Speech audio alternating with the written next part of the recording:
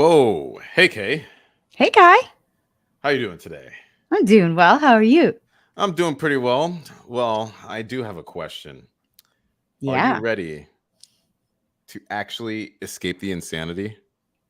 You mean get back to humanity? Heck yeah. Exactly. Because don't worry, we're here for We're here you. for you. Welcome. Well, today we are going to be covering a few different topics ranging from happiness, well being, and what it actually means to be in a society that encourages us to be on our lowest level. But let's chat for a second. How has this week been? Wow, honestly, it's been a whirlwind. It's been back and forth.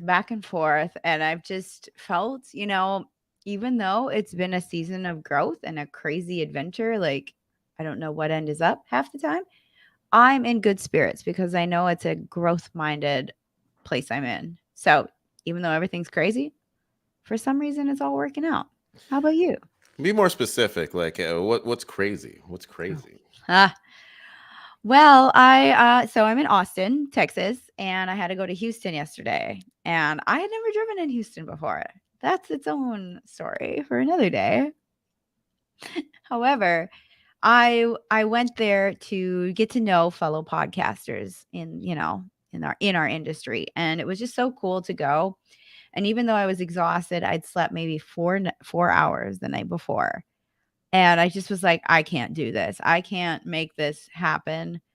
I did. I was able to put that thought aside and somehow get there, make friends and meet people and see old friends. And that energized me to keep going. And then I trucked it back to Austin and got in at like 12:30 a.m. So you drove the whole, like you were the driver the whole time? Yeah, it was just me. I just went. Man, the last time I actually like went through like a road trip like that, I think it was like a couple months ago. It's like, how many hours? It's 2.5 there and back, so 5 total. It's not Yeah, mm, that's not too not that bad. bad. No, I actually thought it would be further. It takes honestly longer to drive in Houston than it does to drive to Houston. Really? The traffic, I will really be mindful about my complaints about Austin traffic now after driving in Houston. Austin is nothing.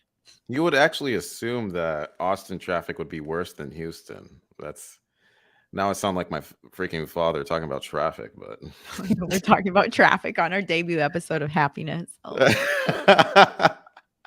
yeah, talking about traffic, that's a downer. But I'm grateful for Austin traffic instead of Houston. Oh, we have a cameo. Ooh. She's here already. Look, Well, Liza. yeah, this is Liza Jade, and she loves people. So she will probably say hello from time to time. Yeah. Very cute. Thank Very you. cute. Thank you. Right now, Saturn is kind of roaming the yard right now.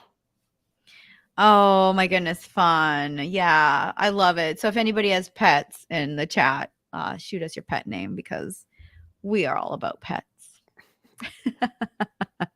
My week over here, it's been mostly so it's been mostly with different so as you know, I mostly focus on the software end as well as like managing different projects. Mhm. Um Sometimes when you have to request like a budget from somebody or you have to focus on specific outcomes, like I there's only 24 hours in a day, right? Yeah. You can't do everything. As much as we all want to do everything all at once, we just can't. It's impossible. And it reached the point where I'm like, damn, I need more people to be able to work on this project, and then I have to reach out to this to the board of directors here Mhm. in order to request budgets and also make sure that we're moving along accordingly with our plans. The plan specifically being it's essentially a media company. Think of New York Times, think of Washington Post Mhm. and Medium counts, I guess, if you guys are familiar with Medium. it's essentially creating a similar platform. I'm not going to give too many details about it before it's launched, but it's almost there. And I've had experience with developing other products within like a similar field.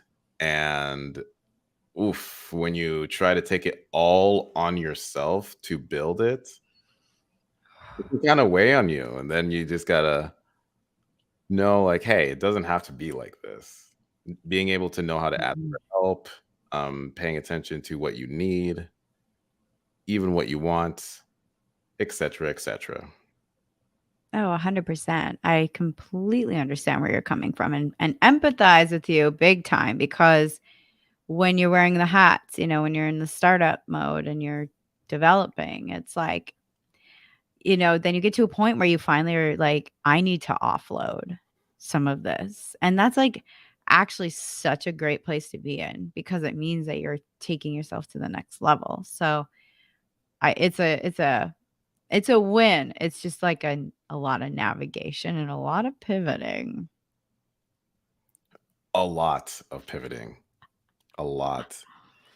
I dream of a day where you can just get it right on the first try for anything that you do. If you do, Um, you're a god or goddess.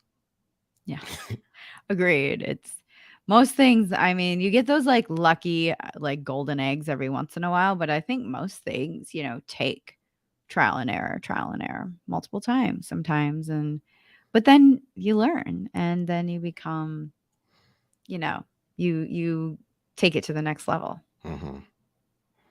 Yeah. Well, there's a couple of things that we actually came across this week, ranging from happiness, well being. There is a specific video. I don't know if anyone in the audience or anybody, any listeners, are familiar with Anna Akana. She personally is one of my favorite YouTubers. I've known her, well, not personally, but I've been consuming her content for, I would actually almost say 7 years, maybe almost 10 years. Oh, she's been at it for a while. I love her stuff, by the It's way. yep, it's been wow.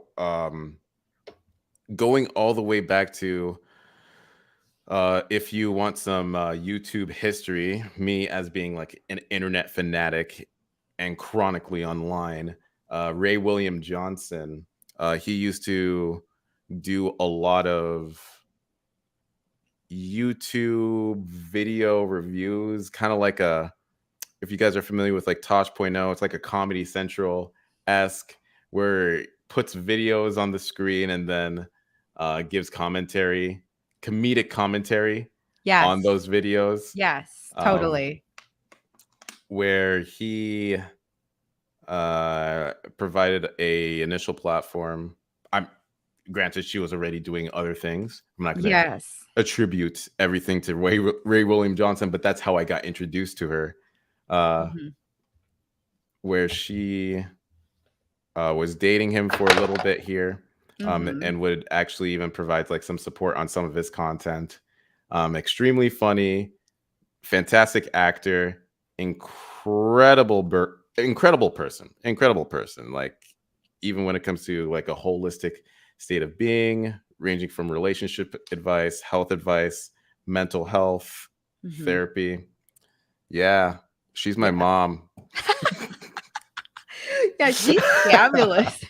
I love that. How many young men are gonna be like, "This woman is like my mom."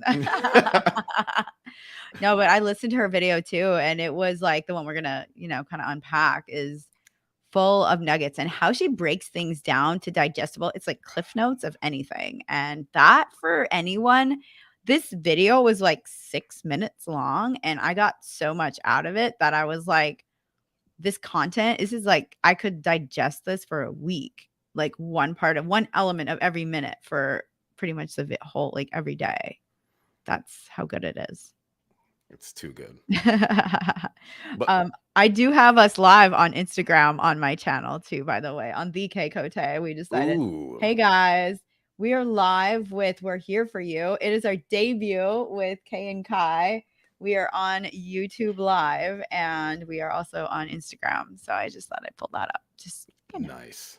hey. Yeah. So let's dive into that video. All right, let's dive right in then.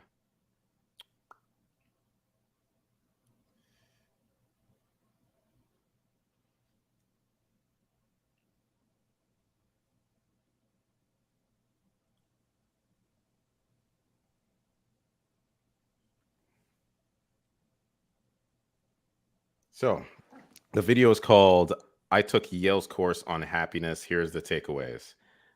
She's going to talk about what Yale's course on happiness is, but essentially there is a study. She can talk about it, but there is Yeah. a there She's was a study good. with Yale's course on what it means to be happy. A lot of people do attribute happiness to different factors in your life, um, ranging from your health, your finances, your relationships. That's pretty much the triad of it. Yeah. But there is a more holistic way to approach happiness. hmm And she's going to be essentially talking about that here. And let's just go for it. I took Yale's free course on happiness called The Science of Well-Being, and I have some devastating news. All the things that we thought would make us happy actually don't. So, The Science of Well-Being is taught by Dr. Laurie Santos, who is most known for her very popular podcast, The Happiness Lab. And this Yale course, you can sign up for free and learn all of this yourself. And actually, I highly recommend that you do it so you can actually integrate the lessons, because new studies have come out saying that this course can and does enhance people's sense of well-being. But if you're like, I don't have time for an 8-hour plus course, tiny Asian lady, just hit me with the highlights, here we go. Now, one important caveat to note is that the authors of this course point out this is not a cure-all for depression, right? Or a replacement for psychiatric treatment. This is just about how to improve your mental health and overall sense of well-being. It is not about overcoming mental illness. Also, I forgot to mention this in the video. As you can see, I'm reviewing it now. But if you do not have enough money to cover your basic needs, then none of this really applies. All of this research is applying to individuals who have enough money to meet their basic needs. So keep that in mind. Let's get. Okay. I must say, at the end of the day, you do need to meet a certain threshold to meet your basic needs in order to be happy. You don't have to go above and beyond. Yeah.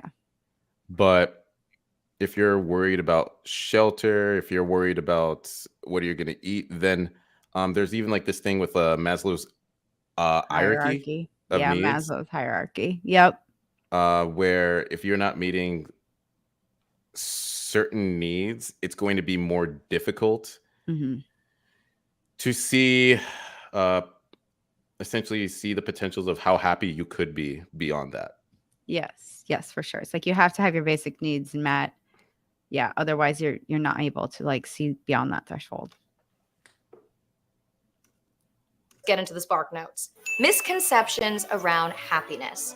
The things we think are going to make us happy, like all this stuff right here, it doesn't. Most of the things that we think will make us happy at last only do so briefly. And then our baseline of happiness eventually returns. But that's not entirely bad news, because 40% of our happiness is actually under our control and not determined by genetics. But our mind's strongest intuitions about how much something is going to really make us happy or. What are your thoughts? Only 40%. You realize that's less than half. I thought that was low. I thought it was going to be much higher, to be honest. Like when she said 40, I was like thinking at least 60 was like my guess. But I guess, our circumstances do play a role in our happiness, but we can choose to like rise above our circumstances. But that's also a lot of work. A lot of work. Oh man. Yeah, 40%. Like that's where it's interesting, like the concept of happiness, to where it's like you are responsible for 40%, 60% everyone else or everything else. Yeah. But then what does that even mean, right? Like what Yeah. if you put yourself in better environments, better positions? I don't know. It's like playing chess. Like, of course, there's 40% of my strategy is from me, and then 60% is me reacting to the other person. I guess you could say that. It kind of just like brings me to like the pivot point. You know me and my pivot. People don't maybe know me on the call about pivot. I talk about pivoting. And when you have to pivot to kind of like re-ground yourself or find something, like if something's not working and it is causing you distress, that is not something that can be escaped, you can pivot out of that. And so I think she dives into a little bit of, how we can find happiness. But yeah, pivoting is one way to kind of like reset yourself. And sometimes you can't. Sometimes your circumstances just are what they are. And we've all been there. If we haven't been there, we will be there. But we can still choose how we respond. And that's a beautiful thing. Unhappy are very often wrong. So you can't rely on your big, dumb lizard brain. Our minds also don't think in terms of absolutes. We judge relative to reference points. So what this means is we compare how happy we should be based on our surroundings. So even if you're making plenty of money, if everyone around you is making substantially more, you're going to ultimately be unhappy. We also don't realize that our minds are built to get used to things, which is called hedonic adaptation. So this is the reason why you are constantly shifting the goalpost or moving the milestone of things that you think are going to get you to a state of happiness. Now, in terms of how to be happier, the course says we want to do a couple of things. We want to invest in experiences over any kind of material thing. We want to thwart our hedonic adaptation. You can do this in a couple of ways. You can do this by savoring really enjoyable moments and grounding in the present. You can use negative visualization by imagining, well, what if I didn't have this awesome thing? You can think as if today was your last day to increase gratitude. You can also practice gratitude daily and reset your reference points. This is like looking at what you're actually comparing your life to and sort of resetting that barometer if you're not getting the kind of happiness that you'd like to have. And they also recommend interrupting consumption. It's very fascinating. Taking a break from a good movie or a fun thing will actually make you appreciate coming back to that fun thing more. And studies have shown that commercial breaks actually increase our enjoyment of shows. Who would have guessed? I actually knew this. I actually knew this. Yes. One of the things, I actually had a huge argument where it's like, wow, I actually miss commercials. Really? Well, it's not even like I don't like to be advertised to, but there's this sense of like, let's take a moment, right? Like it's like an intermission during like a theater show, right? yeah. Where Oh yeah. I'm able to actually reflect and think instead of it just like being drilled into my head. Like I'm not just binging this content where it's just douche. Mm-hmm. Granted, I know when there's too many ads, like if I'm over here and I'm like, if you whip out an ad in the middle of somebody's sentence, no. No. No.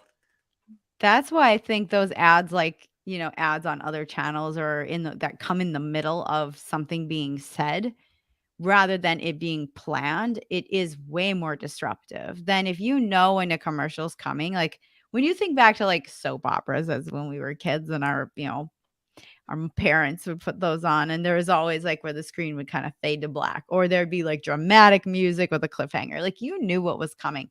But now if you're digesting content and all of a sudden you're like halted in the middle of something you're really into, nothing like irks. Talk about busting happiness. That is like the one thing that irks me terribly. What is that disruption? Looks like I just got a Amazon package. Hold on. Oh, talk about happiness. Unless then you buyer's remorse. You're like, ooh. Christmas. Like a little kid, like, hey, I got what I wanted. Oh, I know, right? I'm the same way. Except when I'm like sometimes not excited about, like, if I get a package, I'm like, damn it, that subscription again. I thought I canceled that. Oh, that's the worst. That's the worst, where it's like, wait. And then you have to go, oh my God, there's this we'll probably talk about this another day, but like the design of when you subscribe to, it's easy to subscribe, but they make it artificially difficult to unsubscribe. Oh, yes, 100. And like I had one subscription this week that actually sent me a box last week and this week with the same product. And I'm like, am I being charged? Now I have to get on the phone and deal with customer service. And it's like, I signed up for one of these. Why am I getting two? And if I'm getting charged, no. And that's killer. The lizard people. It's the lizard people. I mean, sometimes I can be a lizard. I know how to be a lizard, but I know it's like I'm not. Who wants to be scaly? Who wants to be a scaly reptile? If No you dream of thanks. being a scaly reptile, No. mm, I like to no, be no. better. Be Yeah. better. Be better than the scaly reptiles. I mean, that's the best way to get like I'm like, oh, I should just cancel my whole subscription. And it's like, so I don't It's know. not It even could good. have been a Yeah. mix up. I haven't looked into it. So I can't be a jerk. Exactly. You I haven't have looked to. into You it. might be user error. You never know. You never Who know. knows? You who haven't looked knows? into it, and they're No, counting on you not looking into it. That is by design. it's By true. design. This is so true. You always look at your receipts. They're probably happy you haven't looked into it. No, I'm gonna look into it tomorrow morning. Thanks, Kai. All right, let's get back to it. Now, in terms of things that actually make us happy, the science of what makes us happy. What makes us happy is having signature strengths in a job over money. So feeling like you are able to utilize your unique strengths, that you are being able to be fulfilled by your job, that you are appreciated and valued. Flow in a job is better than money because that increases fulfillment and a sense of engagement. Growth mindset over having a fixed mindset makes us happy for obvious reasons. Practicing kindness, social connection, time affluence over money, valuing your free time more than money. There's a lot of like greater than monies on this list, but also, some of the things we could have guessed, which is mindfulness via meditation, exercise, and good sleep. And finally, the course talks about how do you get there, right? Like, what are the implementation steps that you can take to increase your happiness? Well, they suggest using situational support. So, for instance, if you know you want to have good nutrition, that's a goal of yours, right? You can take all of this candy and put it in a drawer instead of on your desk, because if it's out of sight, you're more or less likely to take that decision. You can set specific goals and practice goal implementation intentions. So that's like, if it is this time in this place, I will do this behavior, getting into the nitty gritty of it, right? Let me geek out. Did you know Yes. this is a principle in computer science? Really? Yep. It's oh my God, what is it called? It's essentially like, it's the classic, it's traditional logic. It's if this, then that. And then you just focus on that line, right? Yeah. If this, then that. If it is this time, then this is going to happen. You let yourself down if that doesn't happen. That means there's an error. That means there's a bug. And so if you're coding something and say like, if let's do the most arbitrary example. If you put in your email and password and they are correct, you should log in, right? Mm-hmm. Now let's think of Twitter, because it's kind of broken right now. Right now, what they have, depending on the browser that you use, I'm geeking out so hard. That's okay. We're here for you. if you log in with your email password and it's correct, you're gonna get an error. Really? The user got it right. Okay, fine. If you log in with your phone, you will not receive a code. Therefore, you won't be able to log in. So the goal of the platform was to allow people to actually log in with their credentials, but no. And when you actually abstract that into like how you go into life, you're letting either yourself down or letting other people down. If I say, hey, I'm going to feed the cat. I'm going to water the grass. I'm going to walk the dog. Then I don't. You see, there's an error. There's an error there. Yes.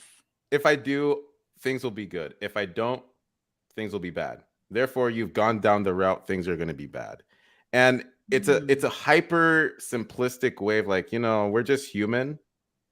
I know we're not robots, but it takes away a lot of the decision making energy that Mhm. we have. If you do this, if you set this goal, at least strive for it. Pay attention to potentials. Like, I'll do this behavior. This is how I'm going to show up.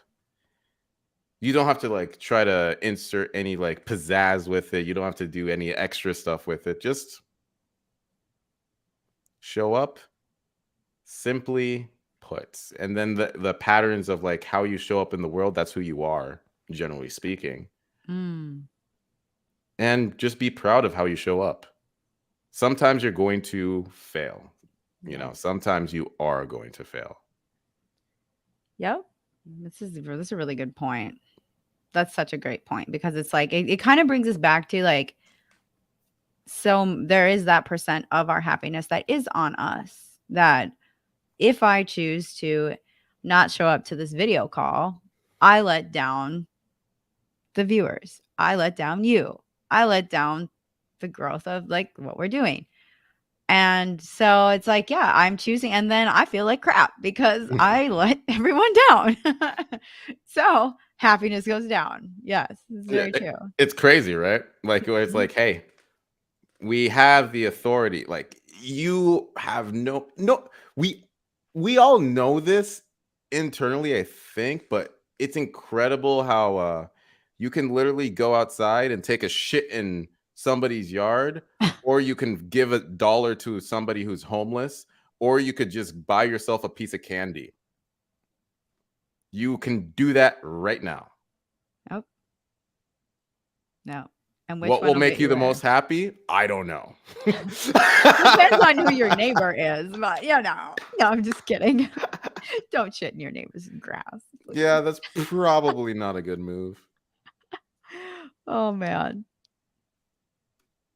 But they also suggest for goal setting implementation to use the WHOOP method. So this is Wish, Outcome, Obstacle, Plan, which is an evidence-based goal setting strategy where you define a desired outcome, identify potential obstacles, and then you create a plan to overcome those barriers. It differs from other goal setting techniques by including a self-regulation strategy called mental contrasting.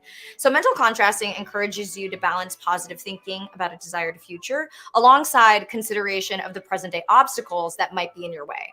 Now, the steps to WHOOP are Wish. You identify a meaningful, challenging, and feasible wish or goal. Outcome, you imagine the best result or feeling from accomplishing your wish. And then you identify obstacles, something inside of you that might be preventing you from accomplishing your wish. And then plan, which is basically saying, okay, if this obstacle happens, then I will insert effective action steps. There you go. There's 8 hours of courses and I don't know what this was, 6-minute video. You're welcome. And yeah. That's it. I'm Anna Khan. Thank you to the partners who supported today's video. And that's pretty much the end of the video. Yep. Yeah. She literally just told you. Yeah, there it is. That's it. If this, then that. I dig that WHOOP thing a lot. Wish, outcome, obstacle, plan. It's so true. It's like when we come into Roblox, that gives us room for like innovation. That gives us room for, that's the beauty of being human, is we can innovate out of a problem. We can get creative. We can find solutions. And it's sometimes, I think, if we're feeling not happy, if we're feeling unfulfilled, a lot of times it's because we aren't pushing ourselves in those ways. So, Lewis Howes talked a lot about this, and he's a great influencer out there. Mm-hmm. And he talks about how sometimes we need those negative experiences to actually recharge us and like, light the fire under our asses again to find a solution to something. So sometimes when we feel lackluster and feel complacent, it's coming from a lack of having to engage and having to be innovative. And so we become bored, complacent, all the things, and then end up, just binge watching TV all night or something instead of being productive. And then it kind of goes down a rabbit hole. But I think if we recognize, sometimes those challenges are good and they help innovate us and keep us on our toes and keep us sharp and keep our neurons in our brain going. Always like perpetually problem solving to push towards your goal. 100%. You can turn it into a dopamine hit. Like when you can create happiness from challenges. I am happy when I'm challenged. Like, I mean, within reason here. But I like to be challenged and to have to think on my toes. And when you find that solution within the challenge, it's like you feel a little woohoo. You're like, you hit the finish line and it's like, feels good. Oh my goodness. That reminds me of where some people think like discipline and responsibility are more so principles, when you can actually view them as a feeling. Like it's like that feeling of call to action. It's like imagine you are on a track, right? The moment that the gun is shot, you're racing other people, right? Yeah. Is it the feeling or is it off of your principle that you start running? Oh, Well, that's a mind bender. Both. I mean, like originally you learn as a principle, like, yeah, if you're in the classroom, you're like, oh yeah, look, hey, I say jump, you jump, okay? Like, Yeah. but when you're in that situation, it's like if you have this information in your mind, this goes into the whoop principle, or even like that feeling like, okay, so I wish. So let's say you're a track athlete. I wish to win this race. Was the second one opportunity or was it Obstacle, I think. No, opportunity. Hold up. Let me back it up here. Yeah. Back it up. Outcome. Okay. So the result, the anticipated outcome for you. So your wish is to win this race. That's your wish. The outcome is that you run faster than everybody else and then you go to the finish line. Yep. The obstacle is that you need to physically do that. You need to actually like do it. So the plan is for any factors that come into it. So the first factor is they pull the trigger, the race has started. That's the first part of the obstacle. Now you're running. You have to pay attention to your energy. That's another obstacle. How do you prepare for these things prior and after, etc.? I'm no like professional athlete. People may be able to talk more about this than me, but I mean, they should be able to talk more about this than me. But I know any professional athletes in the comments, feel free to shout out. Yes. Yeah, we'd love to hear from you. That you're able to actually pay attention to. There are things that you prepared for. This obstacle, this race is the obstacle you want to win. Competitors are the obstacle. You want to be able to compete with them. You have to pay attention to maybe there's different training regimens that they're taking into account. Maybe there are different mental exercises, pre-game exercises, post-game exercises that can help them continue their momentum for being like a champion or like a winner in their head, pushing on to this whoop, this wish, pushing towards their wish. Yeah. And then implementing those steps. Yeah, it's powerful. I love a good acronym. You know me, I'm kind of a nerd.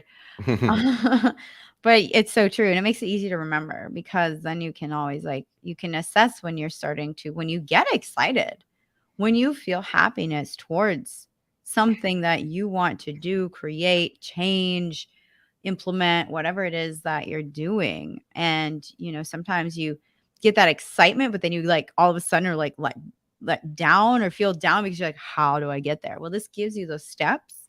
And especially the one about, thinking about your obstacles and preparing for them to be there. And then when they're not, it's like, hey, even better, bonus points. But when they're there, you're not surprised and you're able to tackle whatever they are. Or if there's something similar, maybe it looks different than the original plan, but you'll be able to still come at it from a place of, hey, I was expecting to hit some bumps in the road on my way to my goal. Let's address this instead of, holy shit, I can't do this anymore. This is too hard. I didn't prep for this. And it's like, if you're prepped, you can get through almost anything or find a resource to help you get there. It's essentially always knowing how to ask for help. There's some people that want to put everything on their back too, which is kind of like, it's not necessary, guys. It's really not. Guilty. I am fighting that every day. I am like, take it on. And I'm like, it's like Fisher, take it off. Like, anybody knows EDM junkie over here, Fisher's take it off. You could just think about that when you take on burdens, energies, challenges that aren't your own. You just say, take it off, like Fisher. Take it off. Take it off. Take it off. Take it off. Take it off. Yes. All So right. happiness, Kai. What makes you happy? What brings you joy in life? Really putting me on the spot here, huh? Wow. Because now I have to think about it. Oh.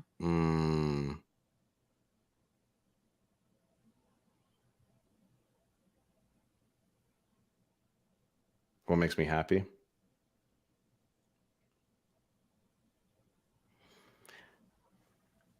See, to those, I will always say this, to those who have watched the Barbie movie, I'm just a Ken. I just like the beach and I'm good at doing stuff. I am one of those lucky guys that have these different talents and I can make stuff happen. Yeah. What makes me happy is making stuff happen. You want to know there's this interesting thing. There's like a weird dynamic that I personally have with my happiness and my fears. Would you like to hear it? Yes. I guess what I'm scared of most. Actually, just take a shot in the dark. You're probably going to be wrong. What am I scared of most? Success in my life? No. Why would I be scared of who? If you you're know scared how of many success, people how many people are scared of success? We can tell. Let's circle back to that because there is a reason I said that. There's a whole theory. So what are you scared of? Are you scared of? Let me see here. this comes from experience. It's been since it's kind of perpetuated through my life. But I can go into different stories as to like how it has both made me happy, but I get scared of it more. It is not success. It is absolutely not success. Like, I appreciate success. Success is an outcome. Mm-hmm. Mm-hmm. Failure is an outcome. I don't fear either of those.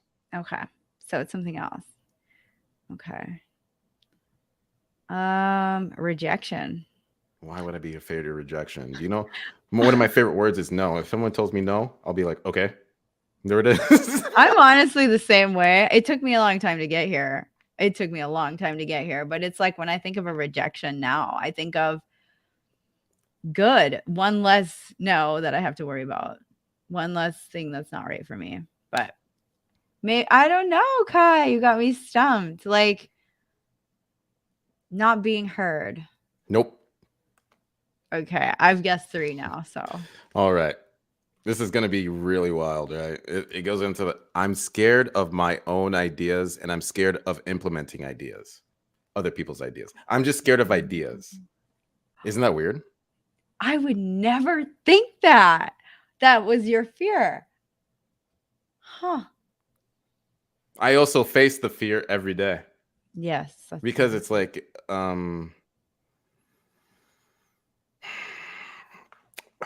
this is a story. I love stories. Here's a So we're all story. about the stories. So because one of the things that has riddled in my mind while I was younger and growing up, I don't know, you've probably watched A Bug's Life, and many in the audience maybe has. Love that movie. Hopper had said this sentence: ideas are very dangerous things. Here's the thing. Here's the thing about having an idea. Do you act on it? That's the first, and now because right the moment an idea is on the table, I start to feel some type of way. I start to feel like, okay, because that's like a wish, right? Mm-hmm. That's the wish. And Yep. if we're looking at the whoop, like, okay, what are we gonna do with this? Like, Yes. The weight of the idea, the weight of the responsibilities the idea brings, and the outcome of the idea is unknown. outcomes. There's always the law of unintended consequences. So let's Mm, say I just wanted to, hmm, what's a good one?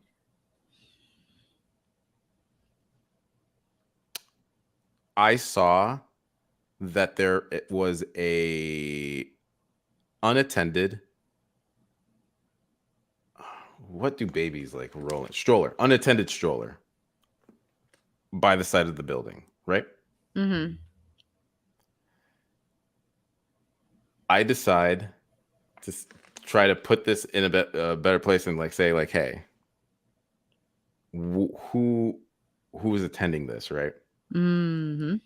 Now, unintended consequences. There could be somebody saying like, hey, what are you doing with that kid? Or or I may just like try to just get it like a cop. Now it's a whole thing, right? Because little did I know, there was just a bathroom right there where the mother or father or whomever was like paying attention to it. Mm-hmm. It was right there, but I just made a split decision. I had the idea where it's like, hey, this is an unattended stroller with a baby in it. I have no idea what's going on. I have this idea. Time to act. Yeah. Another one is like, let's say you have a startup idea or you have a business idea. There are multiple ways that it can go. It's going to change your life. It is going to inevitably change your life. Your relationships with other people, how you go about everything every day. Mm-hmm. And even these little things affect your happiness. Yeah. And it can affect other people's happiness. Like not everyone's going to like you and not everyone's going to hate you. Not people will mostly probably feel indifferent about you because, you're just a human out here. Like even the most successful people out here, I feel indifferent about. Mm-hmm. Yeah. But it always comes down to that wish or that idea. And that's where it's like, okay, that's where my heart starts to race. And then I have to make a choice. Do I act on it or do I not? Yes. Because it's like it's an opportunity and it's a path. It's a path to completely change your life for better or for worse. And you have no idea. All you can do is focus on accomplishing a specific idea and see what happens. And this always happens. Like even with humanity, you can see it can lead to atrocities and it could lead to miracles. 100%. Which is crazy. The crazy thing.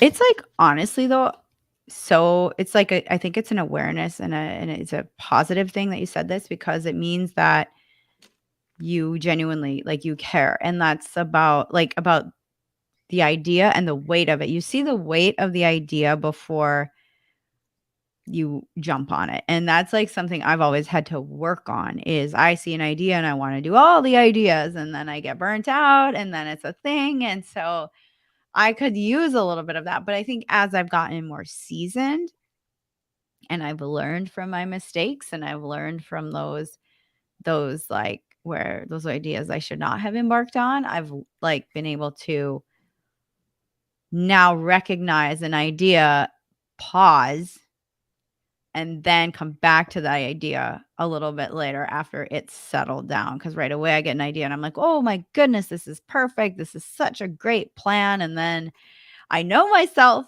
And so now I've implemented my own acronym called PIVOT. And the first one is to pause, pivot. So yeah, we're going to do this. Okay. So I pause and I'm able to take a moment and be like, hey, is this actually a good idea or not? And then that allows me to, with the I, is investigate the idea, investigate this change, what I'm going to do, and then say yes or no to that investigation. And then I validate it. And I think, okay, this is either a good idea or maybe we should table this idea. Maybe this is not a good idea at all. So it's like, could be in one of those buckets. And then you see the doors that open for opportunity because you've worked hard on that idea and you've been able to go through those processes. You're going to see the doors open for that idea. And then you transform. So the T. So that's pivot. So you pause, you investigate, you validate, you open doors for opportunities, and then you transform and you take on that idea. Whew. I might have to take that on. I might have to learn how to pivot. This completely recontextualizes what the word pivot means to me now. But what do you think of? Did you think of Ross lifting a sofa up the stairs from Friends? That's what most people think of. That's so specific, Kayla. I know what. I'm also 10 years older than you, so from Friends, it's like lifting up a pivot, like what? I could talk about basketball, like, oh, you pivot, like. Oh, that too. No, That too. the Ross one is one I hear a lot when I talk about it. That's funny. That was the first thing. I was not ready to. I mean, I've watched Friends. Okay, I've watched Friends. I just did not think of that. It's a millennial, like an elder millennial thing that we all watch. I didn't even watch Friends, to be honest. Like, I can't even lie. I've watched Friends sometimes, but So, I'm going to be so shook if I watch more Friends than you. You probably watch more Friends than me. Oh And I even get told I look like Jennifer Aniston. Like, people think I look like her sometimes. And so when I have my hair straight, especially, but I mean, you give Jennifer Aniston vibes, maybe. I don't know. I don't know. Oh, Girl Next Door. She kind of got some, she's way taller than me. So it's really funny when people like think I look like her. I'm like, she's like 5'10". I'm like 5'0". Oh yeah, she is tall. She's tall. I didn't realize how tall she was. I was like, oh yeah, she's really tall. Or I think maybe 5'8", 5 somewhere in there. She's tall. But yeah, okay. So what do you think of when you hear pivot? Before I blew up your mind there. Again, I was just thinking of business pivot, where it's like, okay, when it comes to product market fit, now I'm just going into business here. Like, hey, you have a product. Customers not buying, it's time to pivot. Ask them questions. And maybe your product, you have to create a product that people want. Okay. That's it. Oh, Simply true. put. Sometimes we like to, it's like trying to, what is it? When you try to shoehorn, is that the saying? To shoehorn something? Like you have an idea. Like imagine you have like a triangle puzzle piece and you're trying to force it into like a circle like slot. That's your idea, and this is the opportunity, and you're just dish. Yeah. Some people do that, and then you're just gonna get frustrated. You're right. Shoehorn. To force something or someone into a small space, a short period of time. Yes. Oh my goodness. That is the worst feeling. Do you ever shoehorn yourself? I shoehorn myself. I give myself really, really tight deadlines, and then I freak out. I shoehorn myself because I know how I work, but I have like this weird it's the art of the alter ego. This is actually something I would love to. There's even a video about this, the art of the alter ego, where being able to switch back and forth between like, who do you want to be? Or like, let's say that you were good at XYZ, but you normally behave ABC, right? Mm-hmm, mm-hmm. And there's a dissonance there. ABC doesn't do XYZ, but they're both part of you. Yin yang. Mm-hmm. Where if you go all into one side, you are shoehorning yourself, right? You got to be able to have that balance. Yes. Where sometimes if I can give myself an arbitrary deadline, but there's still other ways that I behave and I go about life. I still meet other people. I still try to pay attention to my health. It's good for me to have deadlines. It's good for me to have goals. It's good for all of us to do so. But I hate to sound like Jack Sparrow. They're more like guidelines. They're That's more good. like guidelines. They're not rules. They're guidelines. And as long as I'm generally following these guidelines of like the person that I want to become over time, Mm-hmm. I can't complain. I really can't complain. It's not always going to be nice. No. Imagine a world where things just work out all the time. That would be boring. I don't know. It sounds like you're just doing heroin at that point. Everything's just okay. Everything's No. all right, man. No. Just dopamine to the brain? No. You need both. Yep. You need to be able to appreciate both the ups and the downs. So That's if I very shoehorn myself somewhere, I sometimes just do it on purpose as a challenge. And I might fail. That's okay. I don't care. At least I put myself there. I've been starting that. Actually, in this last probably 10 months of my life, I've implemented these things because my life has been in a complete flux in this last 10 months. So I was like, well, might as well add another crazy challenge to the mix. And I've seen actually a lot of growth. I mean, I don't know if I'd recommend this to just, it's just like the situation I've been in.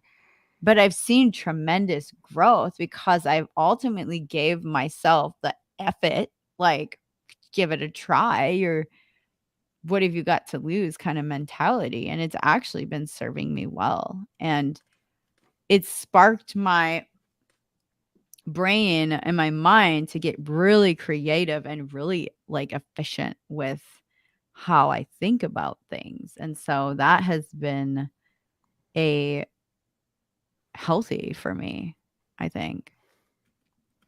So, Any yeah. specific examples? I'm curious. Yes, public speaking for one. I've been podcasting for over 4 years, and I always loved the stage. I always have loved the stage, but I was always told, no, that's not a real career. I mean, anytime on the stage, it was music at one point, still sometimes music, but I challenged myself. I said, you know what? You're moving to a new state. I moved to Texas from North Dakota. And a month later, I was on a stage at an expo for podcasters called Podfest and speaking, all because I was at this point of, why don't I try? Just do it. It's very Nike. But Nike or Shia LaBeouf? Huh? Who oh said gosh, yes, Shia said that too. And he's like, just do it already. that? I remember that. But it's like, it takes more than obviously, but it is the sense I had to step out of my own way. And I was at a place where I was like, you know what? I'm at rock bottom anyway. So I'm starting over with everything. I shouldn't even say rock bottom, just starting over. And so I was like, well, let's try it. And now this year at that same conference, I'm emceeing it. So it's like, sometimes you have to allow for that space of, they could say no to me. Who am I to them? But also when And you who do are it they to yourself, you? who are they to me? It's a chance you take. And sometimes when you have when you're in a pivot in life, honestly, change, you can just say, well, I'm just going to try changing this too. And it did. It woke me up. I love public speaking. I love emceeing. And now that is part of who I am in my career. All because I just said, F it. We're going to just give it a shot. You're very well spoken, Kayla. Thank you. It was like a TED Talk, wasn't it? No. That was really good. That made me feel something. And I only feel two emotions: happy, or fine.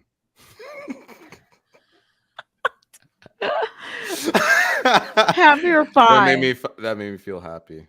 Good. I like that. But Anybody can do it. If I can do it, anybody can. there's I would love to actually look at this other video. It's called How to Reach Your Full Potential. It's like the alter ego effect. Ooh. I'm not sure if you've watched this. I have watched this. But to be able to even grab your thoughts on this as well. Yeah. I'm very interested to see. Let's see.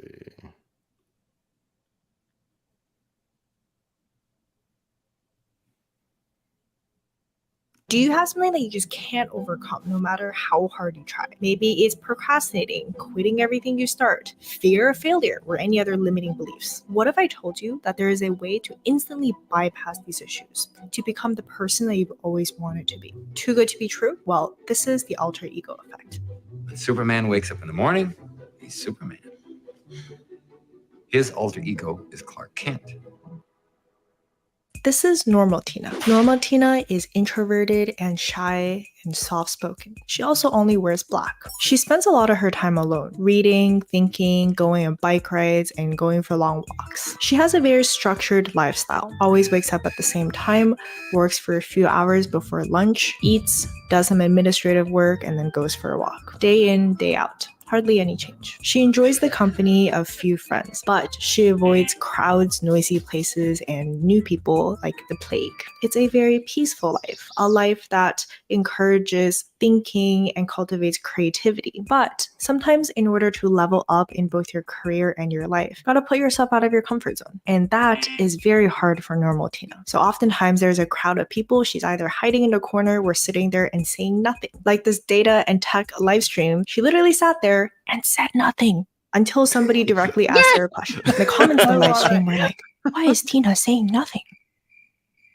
But then there is, let's call her Alt Tina. She does have a name and I will share it later in the video for good reason. But yes, Alt Tina wears all white. She is extroverted and bubbly and confident. She thrives in the limelight. She's able to give speeches confidently, give talks, speak up in conferences, and she's charismatic. She loves meeting new people, learning about new.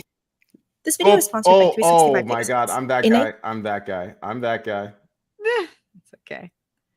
Thought it was a commercial cutting us. but like during the conversation, you could tell like when it comes to essentially the whole alter ego effect, and we all have that in us. We don't always lean into it. We don't even know how to use it. You made me think of it. You did. You made me think of it. Kai, this is actually something that this is words to what I've been experiencing this last time. And I always channel Marilyn Monroe. Marilyn Monroe was Norma Jean's alter ego. And what people knew was Marilyn. They did not know Norma. Norma was very quiet, very reserved, smart, like, and then this bombshells on the stage, you know, and it was an interesting. I would love to meet her. She is kind of like, I guess, my alter ego. She is sort of like who I reference when I talk about, you know, I have this side. I grew up in North Dakota, very farm girl. I've always had this energy, but you know, the alter ego is what I do turn on when I have to present, get on stage, do podcasting. And it's not a different version. It's not like it's you. A version. It is a you. It's you're bringing out certain elements at certain times. And this is how I think a lot of introverted actors get on the stage, or they, you know, get behind the camera, is they pull out the character, you know, but the character is embodied. They embody this character, but a lot of times there are elements of themselves. They find themselves within the character and then they step into that character. And that is what many of us do. Like, you have a different version of you watching Netflix in your PJs than you do walking into the office on Monday morning at 9 a.m. So we all have different facets of ourselves. And I think it's actually more fun to explore different facets and how we can utilize them and tap into the power within them to communicate better. It's something that's like it's hard to put words to it until you hear the language behind it, Yeah. Yes. which is wild. It's Like, wild.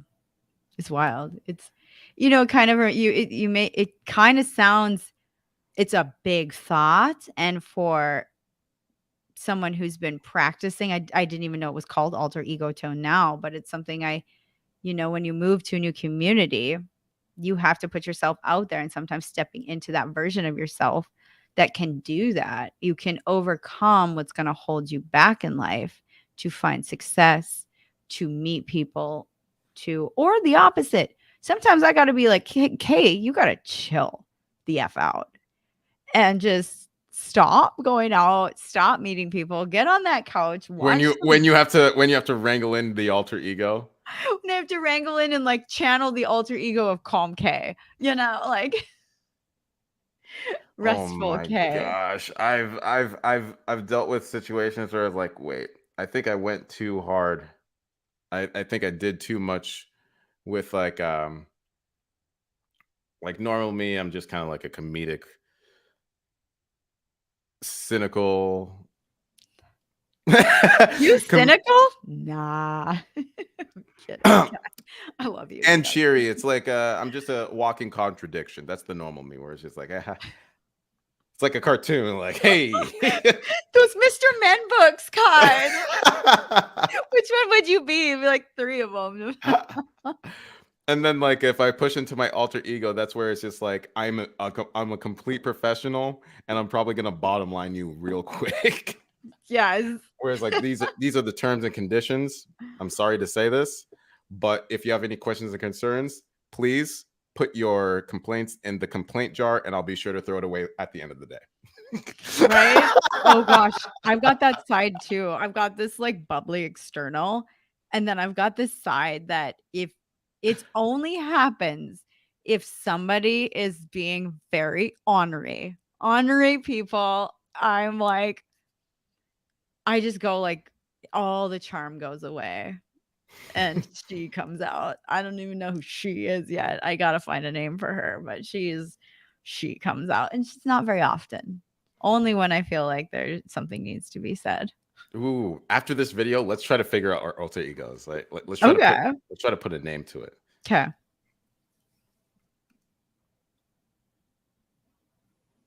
Ooh, I muted this. Maybe. Different than your normal self. This is something that so many performers and athletes in particular adopt and use in order to push themselves to greater heights. For example, Beyonce was raised in a pretty conservative Christian family. She started her singing career and singing beautifully in church choir every Sunday.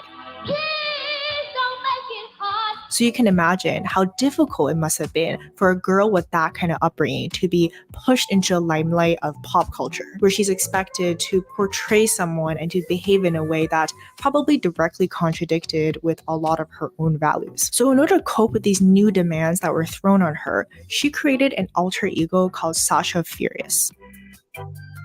Remember that. Sasha Furious is the fun, more sensual, more aggressive, more outspoken side, and more glamorous side that comes out when I'm working, when I'm on the stage. And allegedly, even when she would get hurt or injured on stage, she wouldn't even feel the pain because Sasha Furious pushed through it. Once you put on the wig and once you put on the clothes, you walk different. Kind of this character that I've created over the years. Another example is the late Kobe Bryant, one of the greatest of all times in basketball. His alter ego, Black Mamba, was inspired by the movie Kill Bill. A Black Mamba is a snake that is agile and incredibly aggressive. Hence, it's Awful, by the way. death incarnate. Pretty cool, huh? He said, I hear everything that the crowd is saying. And at that time, the crowd was saying things like chanting stuff like Kobe sucks, Kobe sucks. That got to him. So he had to separate himself, his personal life, from his performance in court. And that's when he created his alter ego, Black Mamba. He said Kobe was tasked with dealing with his personal challenges, and the Black Mamba handled business on court. He embodied that aggressiveness, that cold-hearted approach of not letting emotions affect him, and performed and executed. Okay, so now that we have an understanding of what an alter ego is and the amount of power it can have. It's intense. It's so intense. Like when you get it, like when it clicks, it clicks. It's like, yeah. Oh, when you get it. And the Black Mamba, I know that snake. I lived in South Africa. And no, you don't want to mess with those things. They actually don't just respond to like feeling attacked, they attack. They attack. They're saying like, all right. They literally, if they could bump their chest, they would. Yes, they're one snake that is not there. They're not like if you step on its tail, it's gonna freak out. They will just Attack. attack. Yep, I was very scared of them when I was there. But yeah, no, the alter ego, it's real, and I think it can be used as a very powerful tool, especially in the space of the media, especially in any space. I think I created mine when I was bullied as a kid, to be honest. Like, I had to survive. And so it wasn't just bullied here and there. I was bullied from 5 to 14. Those are like the years you're developing. Those are like your brain is developing, your mind, who you think you are. And that took me into my 30s to put that belief system, crush wow. that belief system that I was told that I wasn't enough or that I was whatever by whoever, and crush it. And now I've stepped into who I truly am. And then I also have that alter ego as well that helps me get through a bullying situation. Now, when I get bullied now, or if someone is trying to act as a bully towards me, then I'm gonna have to think of a name for Black Mamba, but she comes out. She is vicious, and she, not in a way of attacking or like being mean, but I have to viciously be in my head, be solid, be like spot on with my responses. Like, I get very solid and very like stoic more so, but I don't, it's not like an attacking outwardly. It's more like internally. It's like I'm on, like Wolverine when his fingers like go out like that steelness, that metal, that metallicness is like, she's on. And I will still present like this. I will present like this, but inside it's like, I don't like to live that way. It's very draining, but I have to do it sometimes when I have to take on a challenge. Yeah. It's not my natural state. How about you? One of the things I would actually I've thought to myself is like, have I been living in my alter ego for a long enough time that I don't even know the ego anymore? Oh, Where I've thought about this for a while. Sometimes this is why you need to take vacations, guys. Okay. amen. This is why you need to take a vacation once in a while, in order to recollect yourself. But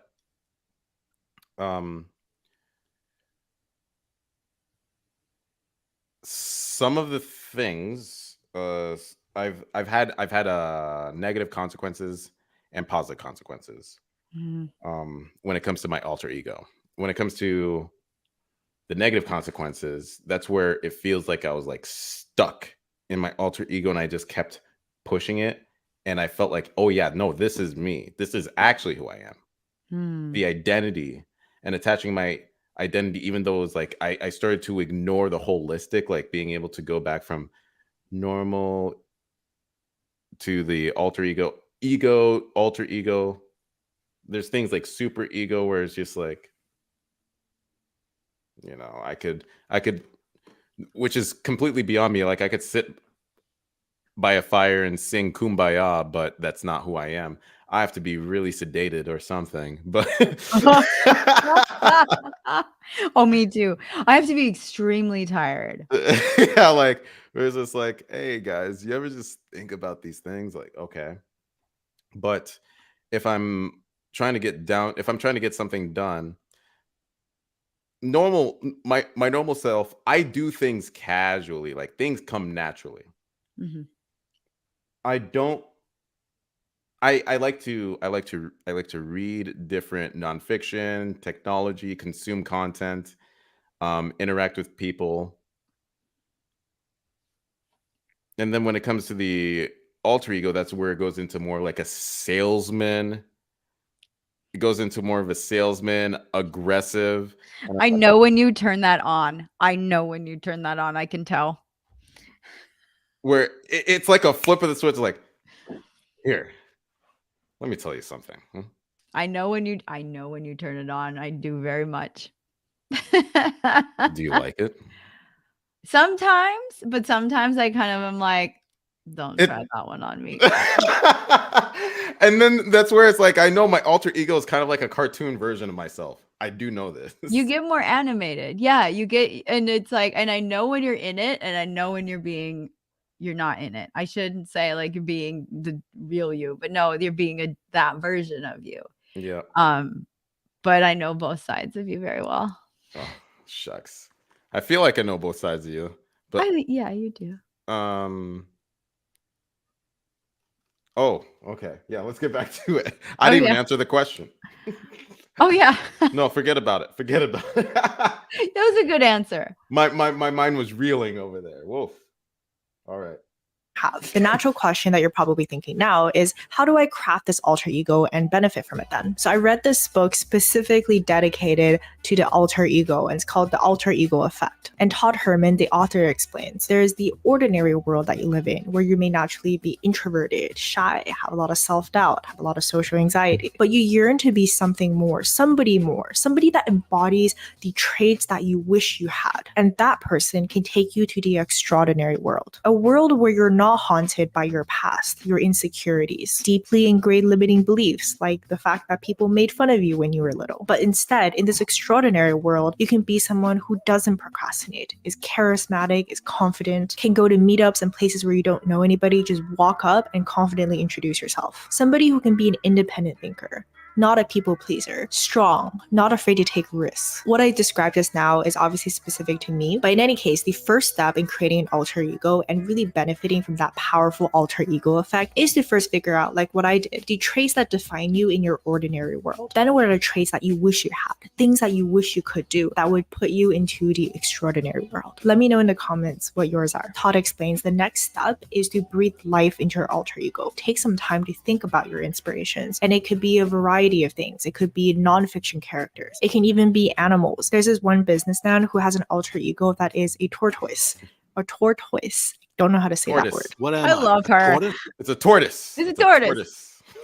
A land turtle. There's that story about the tortoise and the hare. The tortoise wins because he was slow and steady and calm. A lot of athletes in the NFL apparently actually have an alter ego that are like objects, like trains, because they feel inspired by the idea that trains can carry a lot of things, that they're sturdy. So I thought about it, wrote some stuff down, and Todd says that when you figure it out, or like relatively figure it out, you will know. So I was like, okay, trust the process. Oh, I Trust got the process? chills. And he was right. The inspiration that forms the alter ego Tina is a combination of my mom, who doesn't want to be exposed on the internet, but let me just say that she is one of the strongest and smartest and most charismatic women I have ever met. I've just kind of viewed her as my superhero for a very long time. But to my surprise, I realized another big inspiration is the Greek goddess Artemis. Artemis is the goddess of the hunt. She's the daughter of Zeus, the god of the sky, and also the chief Greek deity, and Leto, her mom, who is a titan. She's also the twin of Apollo, the god of music, dance, truth, and prophecy. Apollo represents the sun, and Artemis represents the moon. She's an inspiration to my alter ego because I see her as someone who is strong with her bow and arrow that is unmatched by anyone except for Apollo. She's kind, but also doesn't take people's shit. As the goddess of the hunt, she also embodies wilderness and freedom, including a freedom of expression that is charismatic and alluring and also clearly feminine. She shines like the moon in the dark and offers a way of life and thinking that was very different from what was traditionally accepted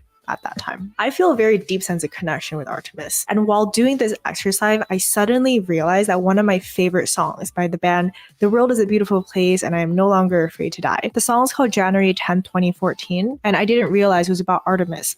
So her Roman name is called Diana, and the lines go,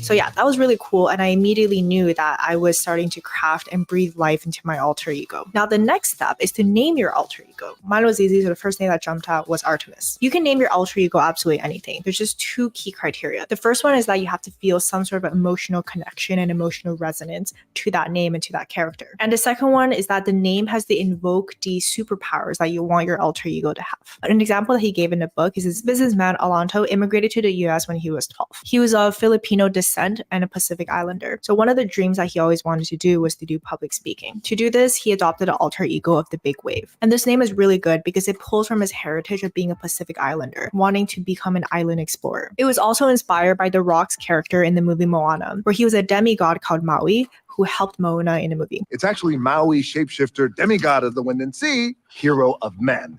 I interrupted. So if you have a name, great. If you don't have a name, don't worry too much about it. It's something that will evolve over time. All right, so the final step is to activate your alter ego with a totem or an artifact. There's a study done by the Keelock School of Management where researchers were interested in the effect of a white coat on accuracy and attention when taking a test. They found that when participants wore a white coat that was associated with the painter's smock, there was no increase in attention and accuracy. But when participants wore that white coat and it was associated with being a doctor, then there was an increase in both attention and accuracy. This study showcases the importance of clothing and the psychological, symbolic meaning that is derived from that article of clothing. For example, when you imagine a doctor donning that white coat, then you think of someone who is probably The way you dress is the way you feel.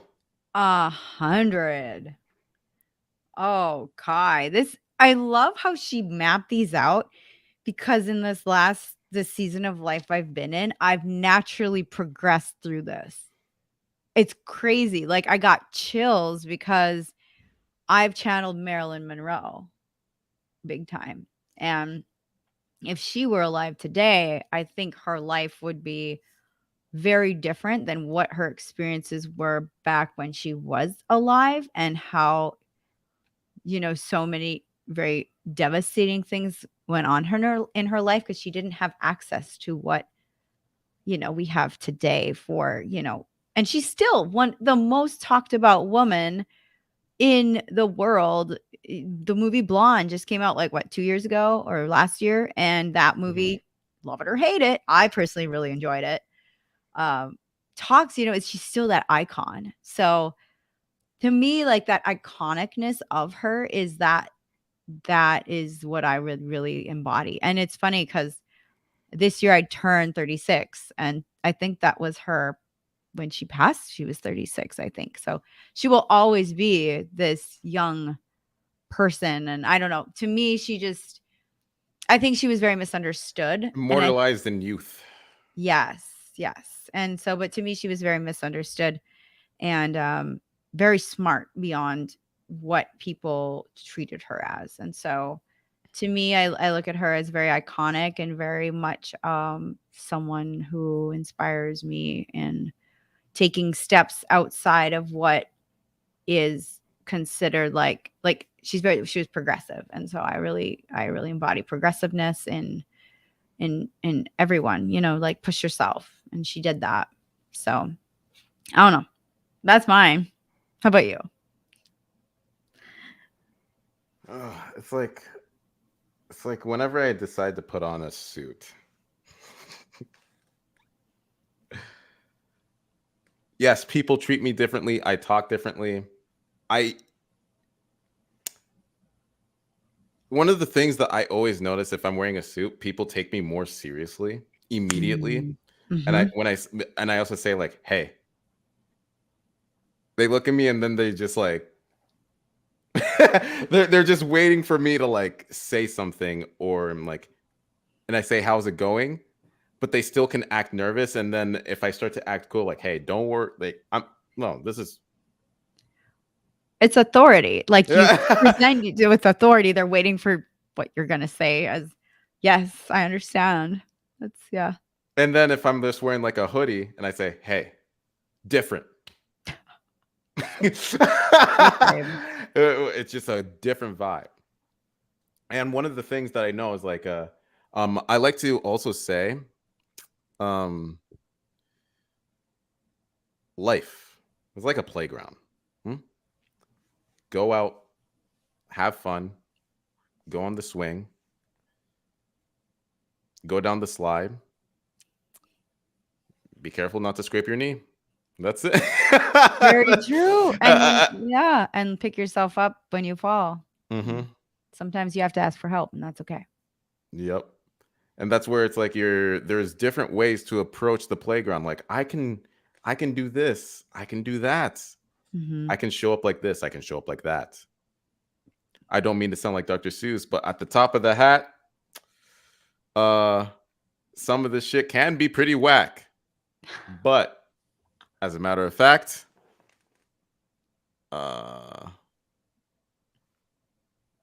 my thoughts, I lost track. My bad. This is where you're at. This is where you're at. I love it, Kai. No, I love me some Dr. Seuss. No, it's very true, and I think it's like it's super. You kind of like bringing it back to happiness and joy, and you It's know you fun. can utilize this ability to tap into certain elements of who you are and bring out certain characteristics of who you are, sharpens certain characteristics of who you are. It's enables you to, find joy, find happiness, and enables you to step out past those boundaries that we hold ourselves back. When I turn on KK puts her glasses on. I don't know where they are right now, but I have these glasses that I wear when I MC or when I'm dancing, like on a stage, or if I'm working with, anybody in the music industry, I put them on. And she's like the life of the party. She throws parties. She's that girl. She's not scared to talk to anybody. She will dance. She wants everybody to have so much fun. And so that person, that side of me comes alive. And it's just a part of me that's always there. She's here. And then she comes alive. And we all can tap into those elements to conquer challenges that we're facing. Having that hard conversation with your boss, find like that ego, that alter ego that gives you the confidence to be like, I can talk about this. This person does not scare me.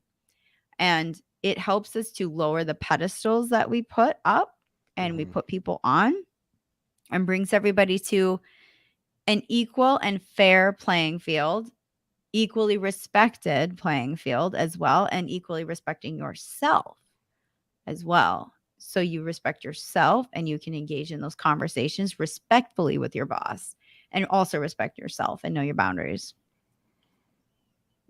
It's like when it comes to respecting your boundaries, what if you don't respect your own boundaries? So like if you're let's say you lost sense of your ego.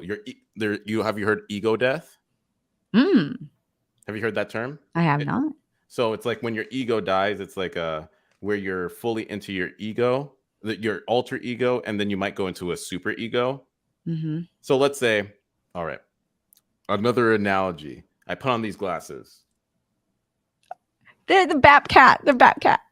Now, at this point in time, I'm vibe Kai. Okay, I'm just vibing. Kai is dead. This is who I am. And what if this is who I am indefinitely? What happens to the super ego, right? Where if like, is there another level that I can go above here? That's where things can get very like, I might exaggerate even more some things. This can be either extremely self-destructive. It could be antagonistic. It can be fulfilling. It can be spiritual, where all of a sudden, like, what if I go into like a Zen mode? Like, I am one with the earth. Now I'm in my super ego. I'm still wearing the glasses, but I'm like my alt. If I were to like, you would say, oh, I miss the old Kai. There's even like this song, like the old Kanye, new Kanye. Yeah. Like, oh, I miss the old Kai. It's like, oh, the old Kai, vibe Kai. Is that what you're looking for? Because I just vibe. I like vibe Kai. I'm all for some vibe Kai and some KK. I'm just over here like, yeah. Hey. You know what channels my alter ego the most? A microphone. Like, honestly, you give me one of these and I am like presenting, like I'm on. Oh, there's the item. It's the triggering item. It's like she talks about the triggering item. Yeah. Mine's a microphone. What's yours?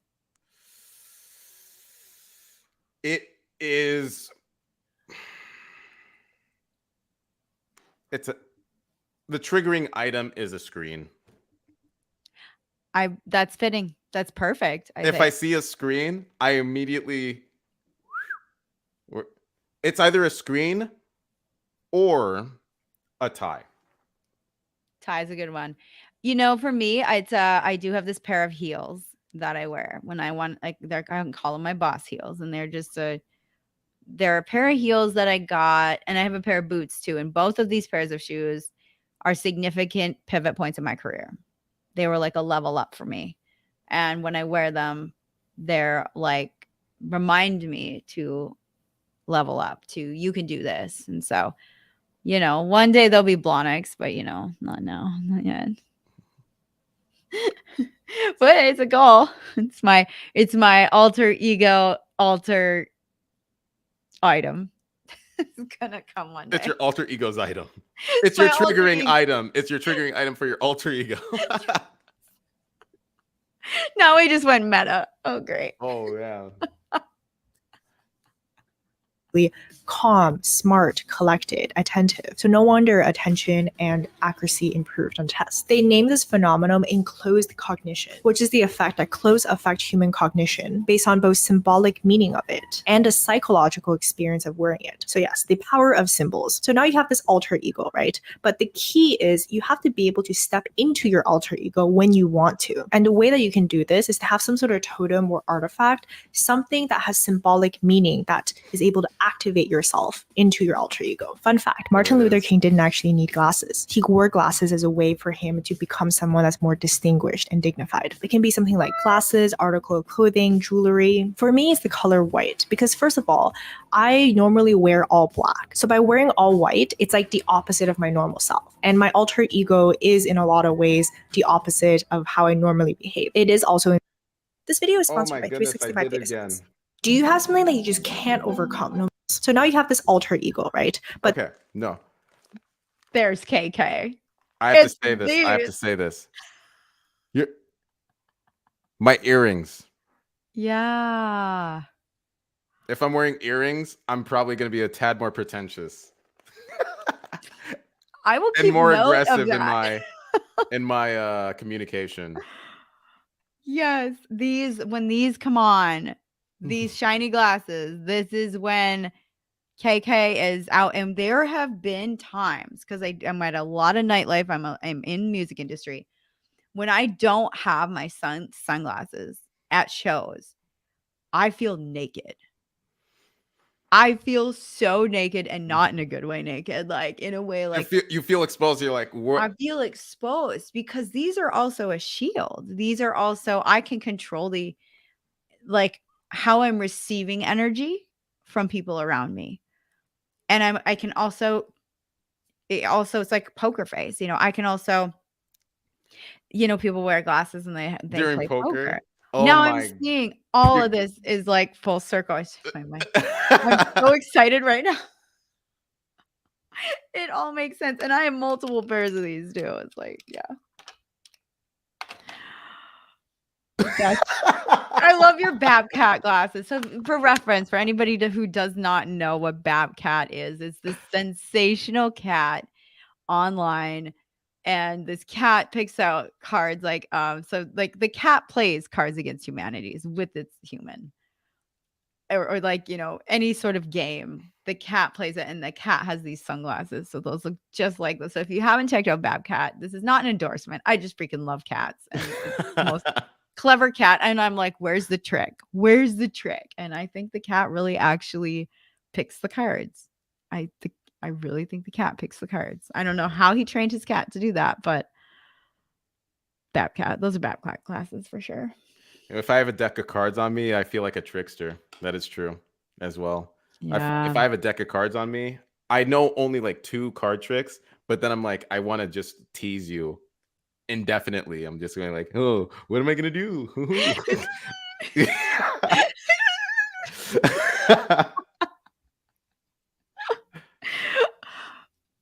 That's funny.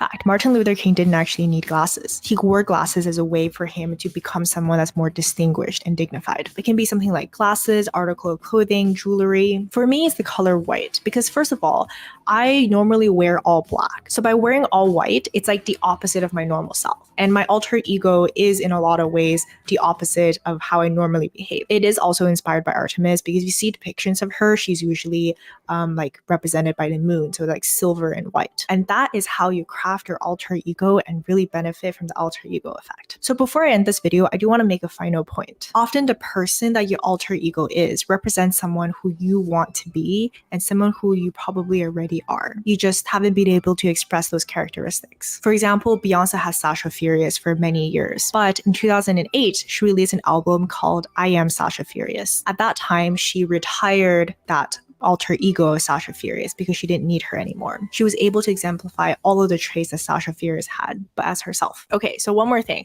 I was hanging out with my friend Jeff, who came to visit San Francisco. He's normally in New York. I had just watched Barbie at that time, and I was thinking about All the comes alter back to ego Barbie, effect. huh? We thought it would be fun to dress up as Ken. For those of you who watched the movie, the end of it, it's like he became Kenough. He's gonna get over Barbie, and he's actually going to be his own person, not just Barbie's boyfriend. We suddenly came up with the idea that he would dress as Ken, and he would go out and interact with people and do these things as Ken. And we filmed it. So Jeff is a senior machine learning engineer, but he also runs a startup called YourMove.ai. And this is an AI powered tool that helps you create better dating profiles and have better conversations. I'll on let the dating ad apps. run. So we decided to create a dating I'll let profile. the ad run on this yeah. We walked around and he was very confident as Ken, and he just like took photos of Ken doing different activities. Anyways, this video is not sponsored and Jeff didn't tell me to talk about this, but I thought it was kind of fitting because I was thinking about the alter ego effect at that time. So if you're interested in the dating scene, I would highly recommend checking out Jeff's app, YourMove.ai. I'll link it in the description. All right, everyone. So that is the end of today's video. And please, in the comments, tell me about your ordinary world and who your alter ego is. What's your alter ego's name? I'm so curious to know from you guys. And I will see you guys in the next video or live stream. Oh, that's good. Spot on. Right? So this is interesting because I am curious if many of us, or not, if not all of us, come into our own alter ego at one point in our lives. Like I've had to. I didn't even know that's what I was doing. I didn't read the book. I didn't know what I was stepping into, but I naturally. No one sent me the memo. No one sent me the memo, but we just naturally did it. So that kind of shows that the theory has some a lot of, obviously a lot of credibility because it happened. It freaking happened to me and it happened to you. And it's like we just had to connect the dots like, oh, that's what that experience is. And this is why it serves. And also, this is how we now know this is what it is. And we can use it. Like we can be responsible about it and know when to step out of that. Sometimes I feel like I'm kind of caught in my alter ego sometimes. Do you ever feel that way? Like you're just kind of there? Or is that it's not a good or bad thing, just as an experience? To get caught in your alter ego. Well, it's a dance. It really is a dance. I know I've spent a lot of time in my alter ego before that it led to some self-sabotage because then it's like, this isn't even what I would normally want to do. It wasn't even logical. It was just I was just going off of okay, act now, think later, even though I have a bias towards I do have a bias towards action. I do. But I don't like to just dive head into the shallow end, not even looking at how deep is this pool and then get a concussion. Come on. Yeah. There's moments where, for example,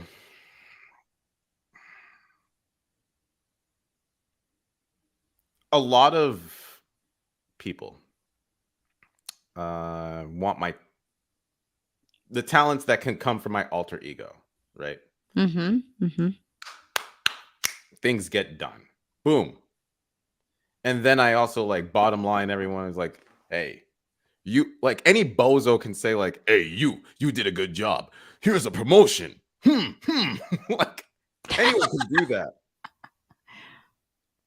But then also having to like manage people, I know it weighs so much. I'm like, this isn't even really like, I don't really enjoy this all that much. I do it as a tool. It's supposed to be a tool. It's not supposed to be my life. Yes, I agree with that in my own life. The alter ego is a very important tool. Hmm. If you reach a point, some people even learn how to use their super ego, whatever that is. Like, I don't know if I've reached the point in my life to have like to go into like a super ego thing. Hmm. Hmm. Um I don't think I have either. No, I'm more because of a. like Mhm. a super ego can be it really it swings either way. Things can get really good or really bad really fast. Whereas just it can be almost like a breaking point of your alter ego.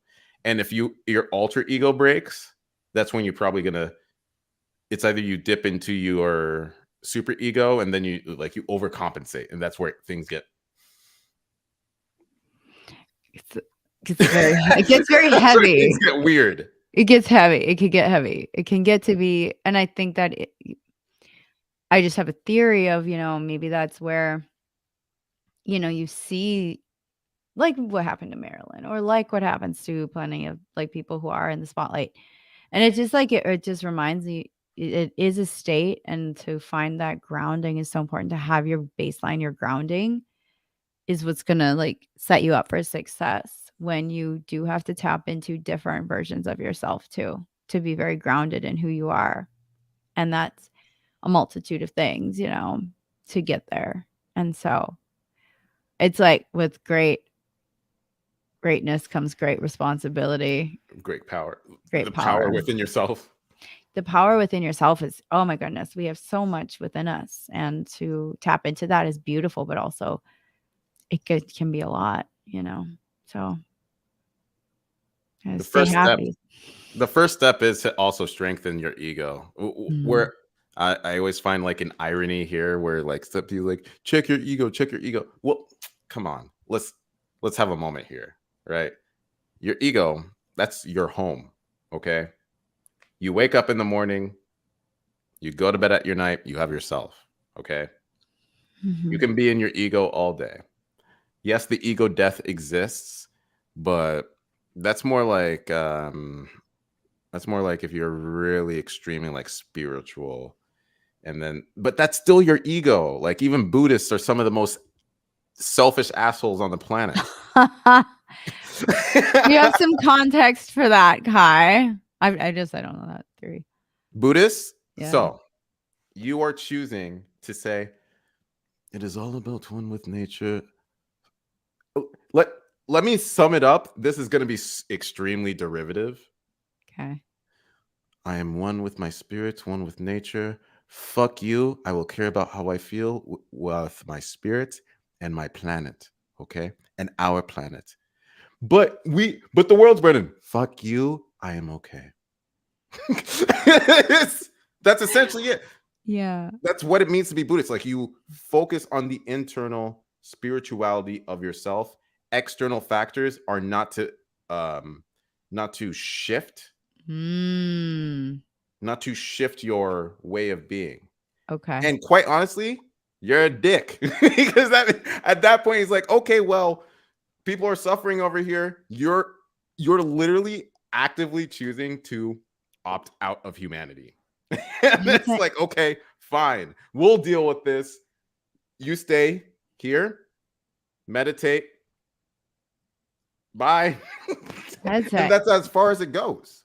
That's an interesting perspective. I guess I wouldn't have thought of it that way, but yeah, it's a very interesting perspective to share. Like, I think there's virtue in it.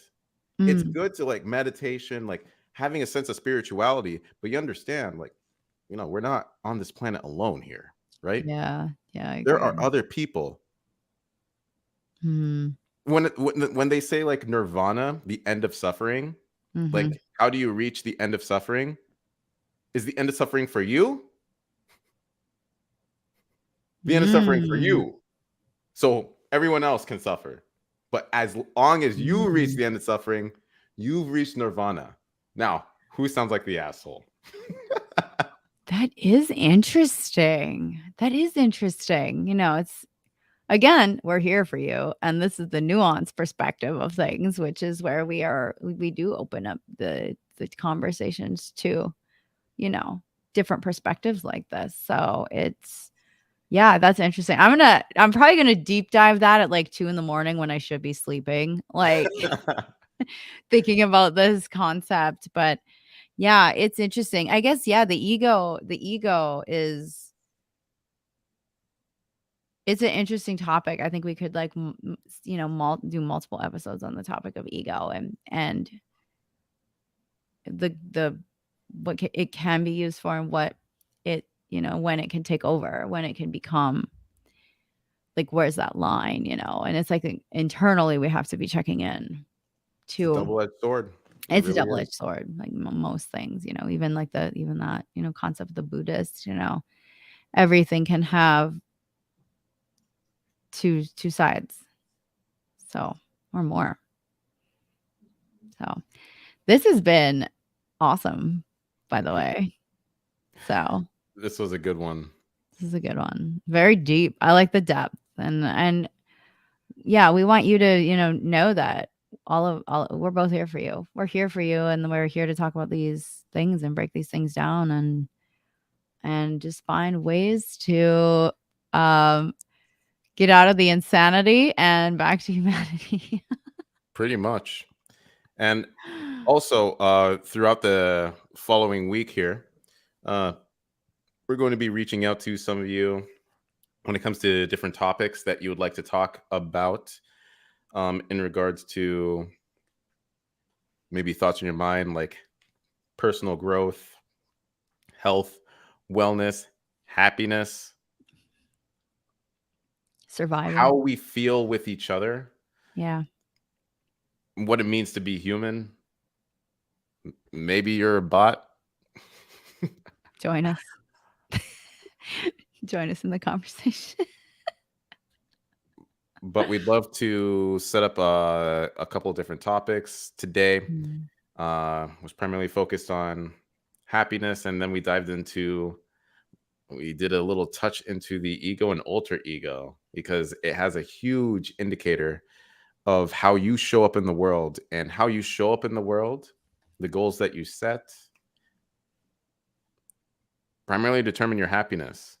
It sounds so cliche, but it's not about the destination. It's about the The journey. journey. Beautifully said and very, very profound. Oh, well, yes. Thank you. Thank you for listening. And be sure to tune in each week at 6 p.m. every Thursday. Give us a follow online and subscribe and like, because we are here for you and we want to talk with you and hear your thoughts. Any other closing thoughts, Kayla? Any I know closing you know thoughts, me as Kay? Kayla. You know me as Kayla. So yeah, KK, whatever she is. Yeah. No, this is wonderful. I appreciate you, Kai. And for those of you who don't know, Kai and I, we've been friends for a couple of years now and had an insanely great conversation one night and just have been best friends ever since. So we're here. And we danced.